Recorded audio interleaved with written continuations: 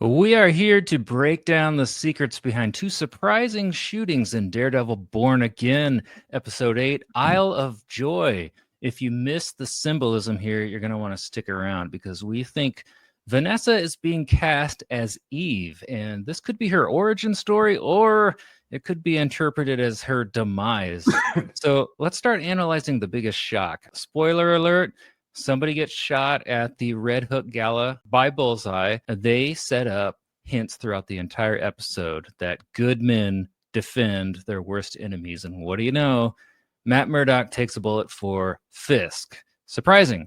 So, guys, let's talk about this. I want to hear your reactions. Who was this bullet meant for? Do you think he was actually trying to save Fisk, or did he think he was, trying to save Heather there? Because Fisk and Heather were dancing. I've got some pictures here. It's kind of hard to tell. You can see Heather's not really in that frame there, or this one. I kind of thought, man, is Matt actually trying to save Fisk? What do you guys think? I mean, I think he's been struggling most of the season about crossing that line. Should he cross that line? Should he be the bad guy? Should he let the bad guys die or let the bad guys kill each other and just stand to the side? Even when he went to see Poindexter, he pointed that out. He's like, a good man would defend his enemy. And, maybe between that, him dealing with Heather, everything like that, just at the last second he heard it and then popped in his mind, I'm supposed to be a good guy.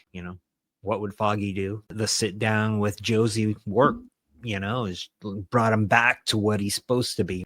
It was being at that place of refuge, fortress of solitude, if you will. That's where they always hung out. Everyone knows them.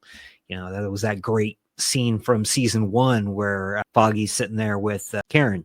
She's like, do you feel safe here? Oh, that's Karen. Girl. Yeah. And he's just like, that's so-and-so, and that's so-and-so. Oh, yeah, from season 1. Yeah.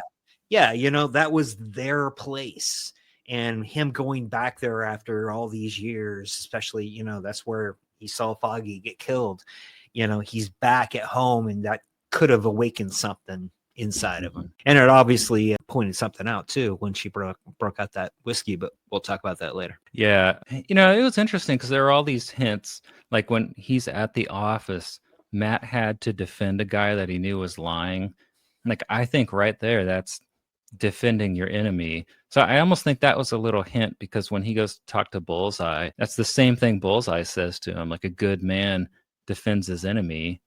I thought that was really interesting because from a faith perspective, that probably would have resonated with Matt.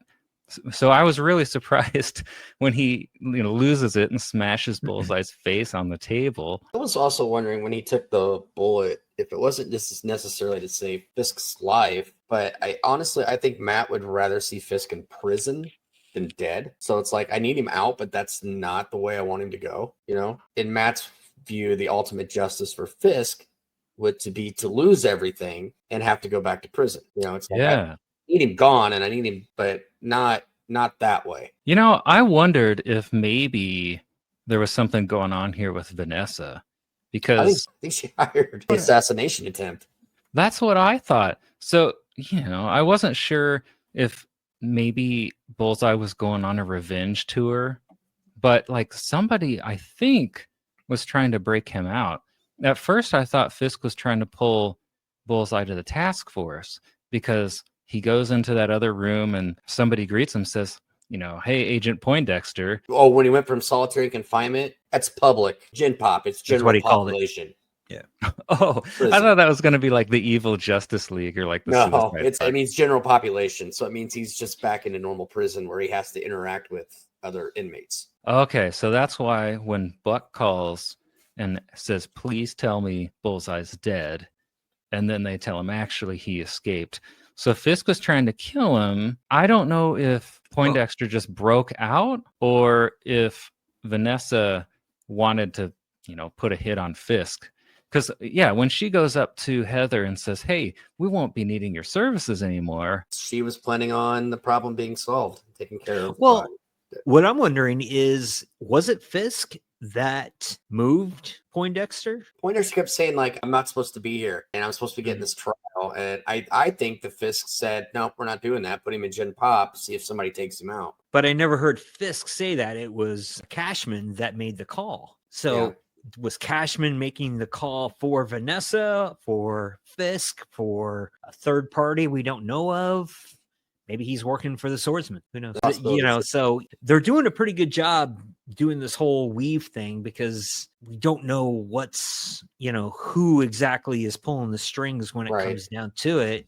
And, I know in the comic books, again, I'm just kind of reaching out, but there is a time where Matt gets disbarred, and he did just attack a prisoner in handcuffs. What if this whole thing was Fisk setting him up and knowing that he could make him crack at some point, and there was actually a camera in there or something like that? That's how it's going to end, is thank you for saving my life, but now you're disbarred or something like that. Yeah. Interestingly, I know that Matt saved Fisk at the end, but like everything, like some of these bad decisions that Matt made throughout the episode did directly lead to Poindexter getting out, because like he had to go into the medical ward for the injuries, and then I guess he spit a tooth in the policeman's face. Here's the picture. So it looks like he took his own tooth and spit it at the guy, and then somehow got out of the restraints. But like that wouldn't have happened had Matt not snapped. And then second, I thought Heather was going to get shot, because Matt is so interested and distracted by this case he's on that he leaves Heather to switch partners and confront Vanessa on a hunch that she ordered the hit on Foggy, right? But to do that, he leaves Heather dancing with Fisk. So I thought, oh no, he made another mistake that's going to come with a consequence. And instead, Fisk gets shot. But I thought, oh no, like, first of all, in other circumstances, as much of a monster as he thought Fisk was, there's no way that he would leave Heather dancing with him. But second, I swore that was going to lead to her getting shot. And I'm glad it didn't, because like I said last live stream, I did not want to see them go down the whole superhero cliche where every superhero has to be alone and everyone they date gets murdered. Right. I mean, not to say he trusts Fisk or anything like that, but I mean, she is their therapist. So there's obviously a little bit of trust between Fisk and her. So yeah, we probably thought like, well, he's not going to do anything to her here. I mean, that's even though she didn't admit to being their therapist, he's smart enough to know. He must know by her answer. Oh yeah. Well, he's got the heartbeat thing that she doesn't know about. Right. He can hear whether or not she's like, well, she gave a neutral answer, but still, I think he knows. I think he's smart enough to figure that out. Yeah, I loved Matt's arc in this episode, because you think he's losing it the whole episode, but in that final moment, you see, like, at the end of the day, losing it is just a stressful phase. He's still a hero if he really intended to save Fisk's life. So I thought that was kind of cool. Yeah, made an interesting wrinkle. Yeah. It threw away a lot of my theories, and it's like, okay, now I got to come up with 5 more that don't make any sense, only to me. So it's still on the table, though, that Vanessa maybe tried to get Fisk assassinated, because she's got the business grievances against him. I think she may have been ticked off about what he did to Adam. Because was it just me, or did she look scared? Like, do you think maybe she thought that she had to shoot Adam because of what Fisk would do, or fear that he would kill himself? Because he said, like, if he can't be with her, he can't be. I mean, you wonder what he would do if she had let Adam go. What do you think? If she's the ultimate bad guy, if she's the one that is pulling the strings underneath and really trying to take over and everything, I think she killed Adam because Adam was a part of it. I think she was kind of seeing Adam, but Adam was helping her run this, or, he has some kind of connection or something like that. I think he was kind of a part of this, and he's been keeping his mouth shut because he's like, Vanessa will come back and rescue me, or, she's, we got a plan. And all of a sudden, Vanessa's stuck there between somebody who can talk and a psycho. So it's like, oh, here, I just kill him. That way I don't have to worry about him talking anymore, and I'll just deal with the consequences after. He definitely would have talked about Fisk, I'm sure. If he, I think she's worried about he wouldn't. him talking to Fisk about what their plan is. I think he was a part of it, and I think she still has this master plan to take out Fisk and take over everything. Didn't she in the last episode prior to this, didn't she send Luca to go kill Fisk? Well, we're not sure if that was legit or if she then told Fisk that he was coming to set Luca up. So we can't tell. It almost seemed in this episode like they coordinated that, but I think we're meant to just keep wondering. This is really fascinating to me. There's a metaphor. They've been playing with the Adam and Eve metaphor when it comes to Adam. We already saw Fisk get tested because he could have killed Adam and didn't. Then he gave Adam that axe in a previous episode and said, hey, come at me, come kill me, and you can be free. Well, Adam, I guess you could say, failed that test because he tried to kill Fisk. Then we thought Fisk killed him, but it turns out that bone crunching and neck crunching means nothing. Yeah, I was going to mention that. You need to stop making that neck break sound when people land on their head. That's the sound of death. I think they're just trying to make it sound intense, but pick a different sound because thinking a character's dead. Now you hear that cracking, and it's like his neck's broke. Oh no, it's not. He's fine. Any part of my body made that sound, I would never walk again. Yeah, I think that's kind of a mistake on that part. That's cheap. That's twice. We're like, oh, he's dead. Oh no, he's back. Yeah. But so then you could say that Fisk passed the test if you're looking at the Adam and Eve metaphor, because I mean, he says to Vanessa in this episode, I am better than I was. And you guys have been telling me that you think he's really trying to be better. Well, now I'm like, dang, maybe he was. Like, he's still really corrupt. He's incrementally better. But like, he passed the test. So then he gives her the choice of set Adam free. There's a key there on the table. Or shoot at him. There's a gun there. And she picks up the gun. So looking at the Adam and Eve metaphor, like she's Eve failing the test. So that could be the moment that she does become the real kingpin and she rises to power. But I wondered if that'll mean that she becomes the real villain, or if you're thinking about the Adam and Eve metaphor, that ends in exile, right? So then I thought, well, maybe she's going to get exposed for hiring Bullseye to try to kill Fisk. And she's going to be exiled. She's going to be on the run from him. He's going to feel betrayed. So he's going to either be really depressed or he's going to go on a rampage. I don't know. But I know they've been playing with that Adam and Eve metaphor. And it's just interesting that the choice she gave him, or he gave her. I still didn't know, though, if she just killed Adam because she's so afraid of what Fisk might do. Because you always see that fear in her face, and you never know if she's just stressed by the situation, or we don't know anything about her before Fisk's relationship with her. Like, I don't know that she was a criminal before him or not. She was just an art dealer, right? Right. Yeah, I mean, maybe she was a shady art dealer, but like, I don't know. She fell in pretty easily. Yeah, she really did. She's like, it didn't take long for her to join in. She loves power, and that's what it is. So yeah. And he was taking her power, right, and distributing it. She wants it back. Yeah. I'm convinced that set that up for Fisk to be assassinated. The more I think about it, I'm kind of leaning that way myself. I think Cashman's in on it too. I think Cashman's actually working for Vanessa. Buck, yeah. He's a little shady anyway, isn't he? Yeah, he'll get found out too, and that's when Daniel Blake, the young kid who's working his way up with Fisk, who's supposed to be an alien, I think he'll end up rising to that point. He's going to be like Fisk Jr. Maybe he is some kind of plant, and season 2 will actually come to find out that he's a good guy working his way back in, and he's actually, I don't know, because like he said in the comic books, he's an alien, so I don't know what they're doing with him here. I don't know. All I know is I hate the guy. Yeah, I don't like him either. He's kind of annoying. I don't like the character. Replacement for Wesley. Yeah. I mean, I got to give props to the actor because he's playing him so well that you hate him.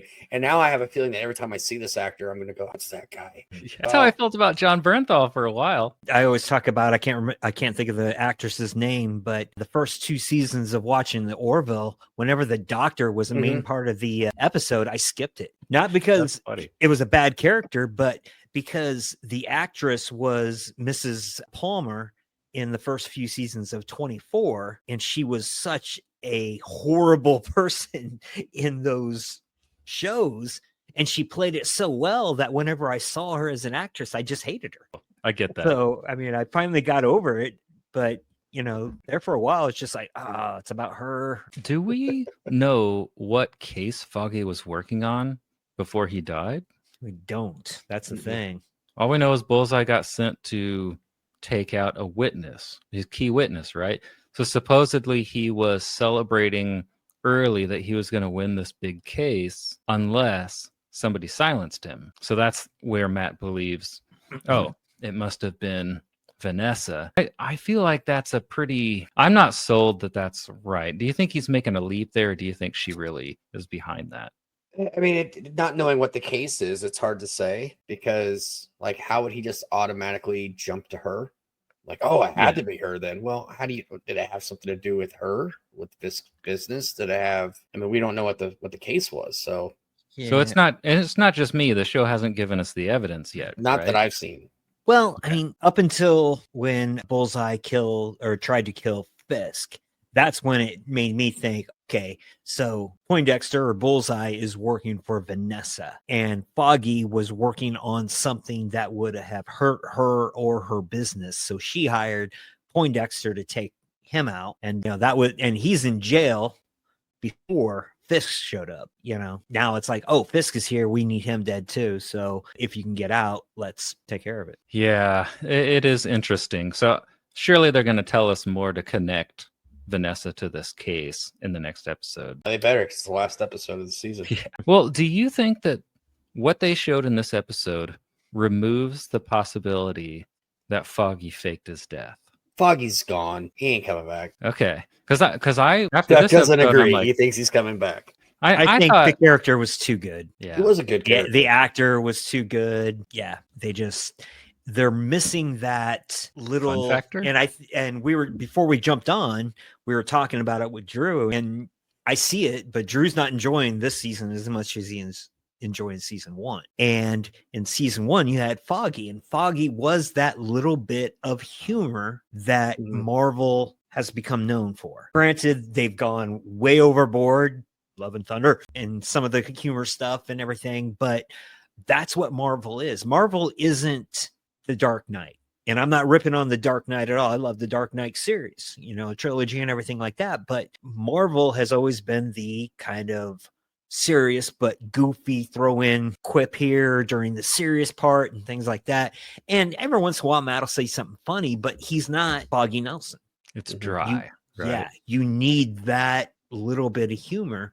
And even if they started the season with like, okay, we just need you to come back, shoot this one scene, and then we're done with you can go do Mighty Ducks 4 or whatever, I think they're going to realize we probably should have kept Foggy around and find some way to bring him back, especially since this has happened in the comic books. So whether they meant to or not, I think they have to at this point bring Foggy back.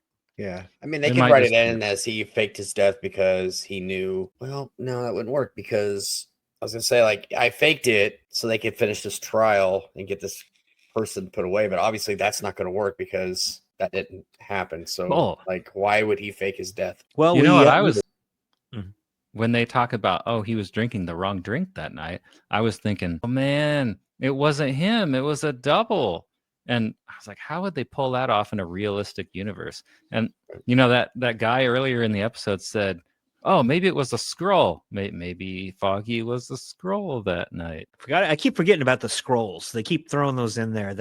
I hope not, because the scroll thing seems like, well, here's how we can fix it. We screwed this up again. Bring in the scrolls. All we know is Foggy died. What else went on with that case? We may come back to find out that his main witness was murdered, and they have an idea to do something else, but to do that, they're going to need more time, and you don't have more time. So what we need to do is find a way. You're about to be assassinated. Somebody knows this. I don't know. All right, now I'm lost. See, make him a scroll. That's the only way to fix it, huh? Make it a scroll. I will laugh if that's I give what up. they do. But like the scrolls, just, I know it's the same universe, but it doesn't feel like it belongs in this show. I can't see any way they do it. I mean, if they want to bring him back in like flashbacks, That's one thing. I mean, there's probably a way to do it. I think he's gone. So I was also comparing Daredevil going off the rails in this episode versus previous seasons, because he always kind of does this. I don't know if he did in season 3, but in 1 and 2, he gets real stressed and starts, hurting people more, pushing his friends away, having his relationship problems like he does with Heather here. But I do think that there's a distinction.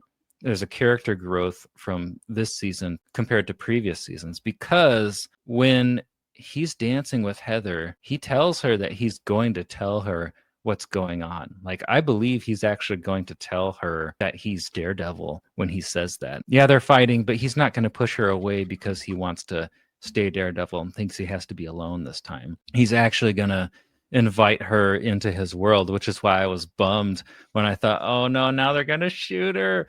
But also, I don't know if he would have taken a bullet for Fisk in that first season, maybe even second. So I do think, like, as much as he's struggling, he is becoming more of a hero. And I do think something to keep an eye on is his frustration with being a lawyer, because that is what makes him need to be Daredevil, because he's complaining about how, like, man, as lawyers, like, we're stuck babysitting chaos or something to that effect. And I almost wonder if he's going to get barred from being a lawyer, or he's going to walk away from it and, like, I don't know, join the Avengers or something. Like, this is one of their bright spots in the Marvel universe right now.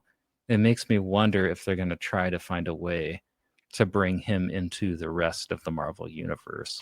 Because they already did it with Spider-Man. They did it with She-Hulk. I think that was a mistake. I watched those scenes on YouTube recently, and it's just not the same. Which scenes? The one with the camera?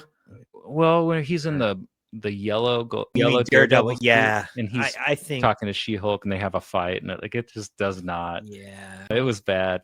I'm hoping they retcon, figure out a way to wipe that. And nothing against, I can't remember her name, but the girl who played She-Hulk, she's a good actress, fairly famous, had a popular TV show there for a while. But yeah, I mean, she was the only reason I kept watching, truthfully. She wasn't horrible. It was the rest of the show that was horrible. So I wouldn't mind them bringing her back. Just don't bring back any of her friends. Yeah, just do it quality. Just do it her and nobody else. Yes, I mean, Mark Ruffalo was in it a little bit. He was fine. They introduced his son, who was like 26 for some reason. And interesting. And it was just like, he didn't even say anything. He's just like, It's in a weird place right now. I'm glad Daredevil seems to be doing somewhat strong. Yes, critic reviews do a little bit better. Yeah, critic reviews are strong. I think audience enjoyment is strong. There seems to be a lot of hype around it. It's lower than you would expect, I think, because of the recent reputation of Marvel stuff, I think. But I hope that doesn't discourage them. We know there's one more episode of this season, and then there's supposedly 8 episodes of season 2 that they've already filmed, I think. So, because originally this was planned as an 18-episode thing. But I've seen some articles just about audience reception and views and how this is doing, and it's down compared to what they were expecting. But you got to be careful with these articles these days. They kind of spin it. They compared it to Agatha All Along, and I noticed that they had taken the 5-day total of Agatha All Along's debut and compared it to the 7-day total of Daredevil Born Again, and they were relatively close, and they were saying, oh, look how much better Agatha is doing. That means Daredevil's doing terrible.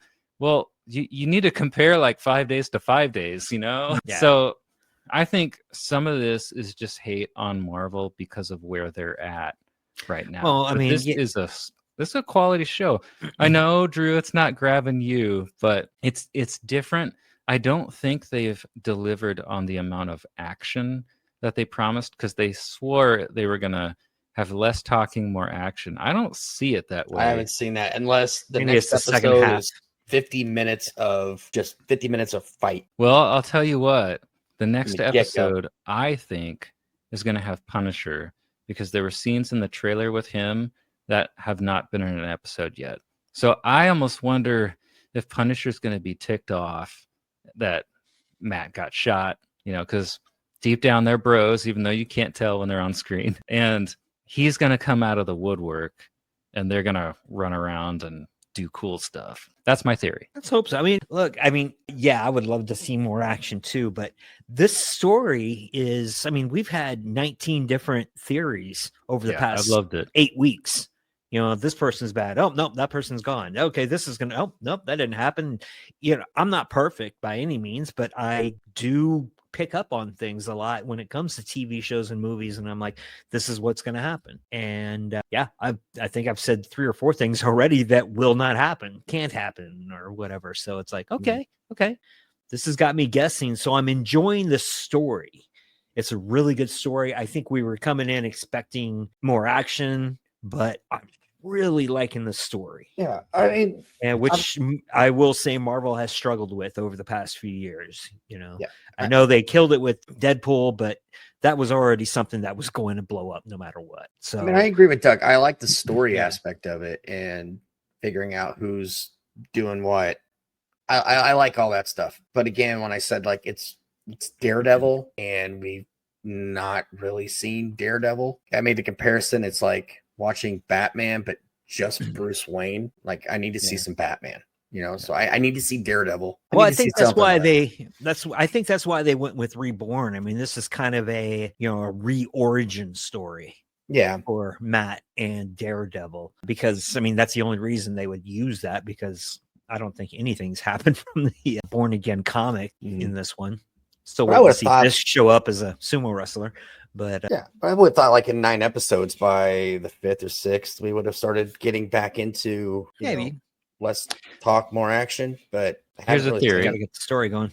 I don't know if this is true or not, but you know how the director, the studio said, hey, there's going to be a lot more action and less talking, right? Maybe they said that around the time that they were developing it as 18 episodes, and they were thinking about that as the back it half. could be this is the first half and it gets going after season 2 is working up to that it. could be it. But if it's not, I think I'm still enjoying it, but they were wrong about that. This does not have more action than season 1. And series that are like this where it's not a lot of action and it's a lot more storytelling and world building, it usually doesn't bother me. Except I loved, and some people hated it because it was a lot of talking and not pew pew pew all the time, but I loved it. And there are, I don't know, 12 episodes or something like that. But by the 6th, 7th episode, it started really picking up, and you started seeing more about halfway through the season. Halfway through, which is where we're about to hit. But when did season 2 come out? Don't know. Okay, so this is like season 1's got 9 episodes. That's why I was thinking, like, if this is your season, by episode 6, 7, we should start. Well, like Nathan said, though, it was 18. Not their season. The original season was supposed to be. If it's supposed to be 18, then I can see where now it could really start, get going. But so it's not necessarily that there's not a lot of action that's keeping me off from it. But I will say this on IMDb. It's showing season 2, episode 1, and it has 2026 next to it. Oh, man. So we may be waiting a year. Maybe Drew will be ready to watch it again by then. I'll give it a shot. I'm not shutting it down, but I'll watch it. Well, guys, if you want to see us cover the finale of this season, we'll be live next Wednesday, and we have season 1 episodes on our channel. So check that out, and we'll see you again soon. Audio.